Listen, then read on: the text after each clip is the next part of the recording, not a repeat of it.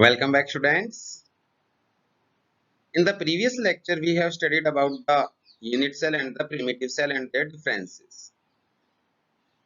Now, in the third lecture of this video lecture series, we are going to discuss about the symmetric elements and the rotational symmetry elements. As we know that the symmetry means if we have some regular pattern, then we may have some points or some axes or some planes about which the crystal is purely symmetric. We have to check the various type of symmetries,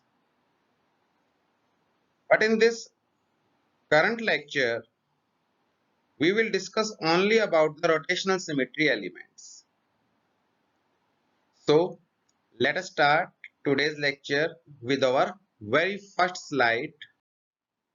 So in this slide, symmetry operation is defined. A symmetry operation is an operation performed on an object or pattern which bring it to a position which is absolutely indistinguishable from the old pattern. In the current slide, you may see two diagrams are there. In the first diagram, we have a structure V. The first structure may be defined as the old pattern and the second V may be defined as the new pattern. To obtain pattern 2 from pattern 1, we have to do some operation. That operation may be rotational, may be translational, maybe we may have some plane or mirror, and many more cases are also possible.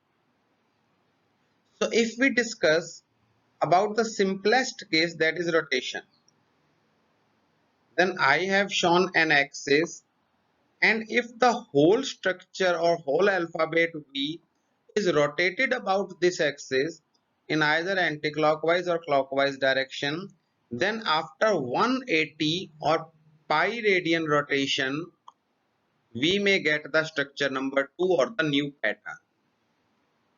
It means rotation is an operation, and by a rotation of pi radian, we may get our new pattern.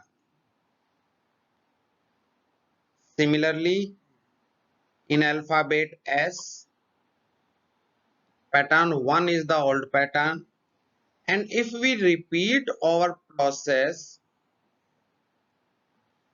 means if we rotate this alphabet about this axis through an angle pi or 180 radian, then we will get the structure like this one.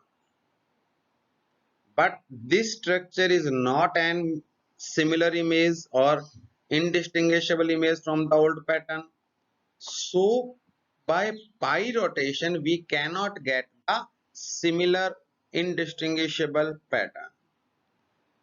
So to get the similar pattern, we have to rotate the alphabet S through 2 pi radian or 360 degree. So the rotation is an operation, and this operation is defined as a symmetry operation when we get indistinguishable pattern from the previous pattern. Now if I consider a plane mirror in place of these axes, then in the case of alphabet V, this plane mirror, the central axis may be defined as the plane mirror.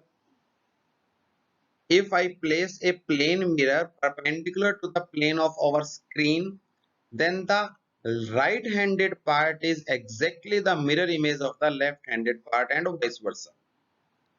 It means structure 1 or the old pattern is also have a symmetry operation about a plane. But in case of alphabet S, it is not possible. If I assume this rotational axis as a perpendicular plane, then the left-handed part is not identical to the right-handed part, or it is not the mirror image of the right-handed part. So alphabet V show reflection symmetry also, but alphabet S doesn't show this type of symmetry. So symmetry operation means either reflection or translation or some point or some plane or some axis about which the pattern is purely or perfectly symmetric. Now about symmetry elements.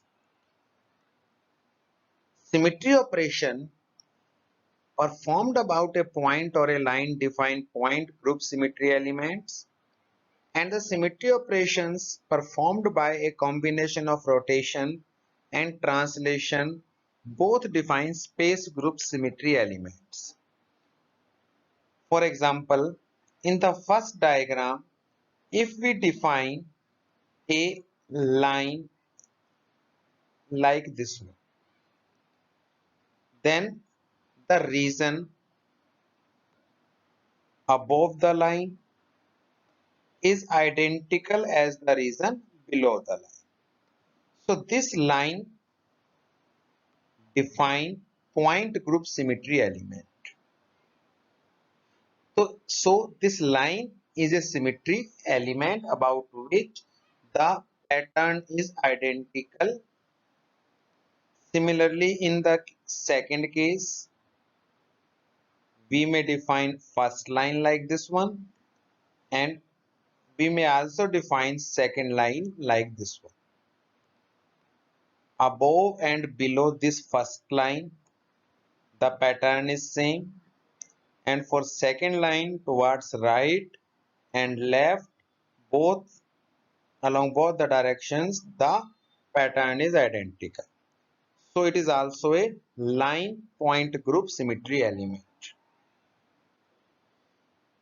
Similarly, if I want to rotate the structure, first structure about this axis, then after pi radian, the structure will repeat itself. So it is due to the rotational effect. So it is defined as space group symmetry element. Similarly, in the second diagram, we can rotate the structure along clockwise or anti-clockwise direction about any of the two axes. So it is also a space group symmetry element. In third part or the third diagram, it is a three-dimensional diagram.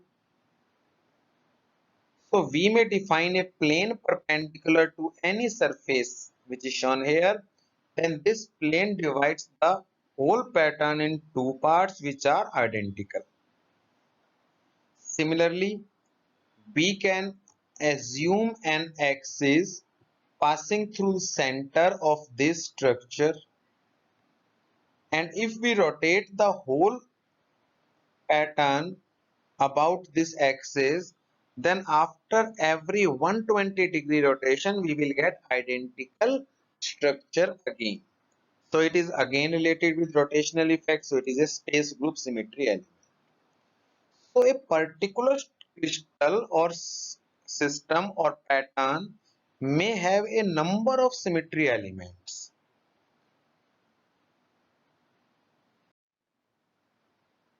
Now we will discuss all the symmetry elements one by one. So in this slide, we will discuss rotational axis of symmetry. It is a line passing through the crystal in such a way that if the crystal is rotated about this line as axis, it will present the same appearance more than once during one complete rotation. In a complete revolution, if a crystal show n number of repetition in his appearance, then the axis is said to have n-fold rotational symmetry. And for a n-fold rotational symmetric axis, a crystal has to be rotated about the axis through an angle of 360 degree by n. Last two statements are vice versa. If a crystal show n number of repetition, it means if we rotate the crystal about an axis through 360 degree, and in this rotation, if the crystal show n number of repetition in his appearance, it means crystal repeats its identical structure n times, then the axis is said to have n-fold rotational symmetry. And just the same result in different meaning. If a n-fold rotational system symmetric axis is there, then a crystal has to be rotated about that axis through an angle of 360 degree by n to obtain the identical structure. Here, 5 different types of axes are shown. In the first axis, which is shown here, a pattern is like this one, that a particular structure is along a direction perpendicular to this axis. Now, we have to rotate this structure through 360 degree so that the same identical structure can be obtained. If we put this theta here, then n becomes 1, which is written here n equal to 1. So it is a single fold axis. This axis is defined as a single fold axis because the whole crystal has to be rotated through 360 degree to obtain the identical structure again. In the second case, if we rotate this crystal through 180 degree about this axis, then after 180 degree or the pi radian, we will get identical structure again, because after 180 degree rotation, this structure will become this one and it will reach here. So we will get identical structure again. And if we put 180 degree here, then 360 by 180, the answer is 2, so n equal to 2. It is a diet axis. Di means 2, so it is a diet axis that due to a complete rotation, the system repeats its identical structure 2 times. For 3 structure like this one, say different structures are there, and the angle between them is 120 degree. If I rotate the crystal through 120 degree, then we will get identical structure again. If we put angle of rotation of 120 degree, then is 3, so it is a triad axis. Similarly, if the angle between the structures is 90 degree, then 360 by 90, the answer is 4, so it is n equal to 4. It is a tetrad axis. And if the angle is 60 degree, so we have to rotate the crystal about the axis through an angle of 60 degree to regain the identical structure. So it is a hexad axis. Single fold, diet, triad, tetrad and hexad axis depends upon the symmetry of the crystal. Now, today's assignment: what do you mean by symmetry operations and elements? And the second one, explain rotational axis of symmetry. Explain the concept of n-fold axis on the basis of suitable patterns. Now in the last slide, we have shown that n equal to 1, 2, 3, 4 and 6 are possible. But we have not considered n equal to 5.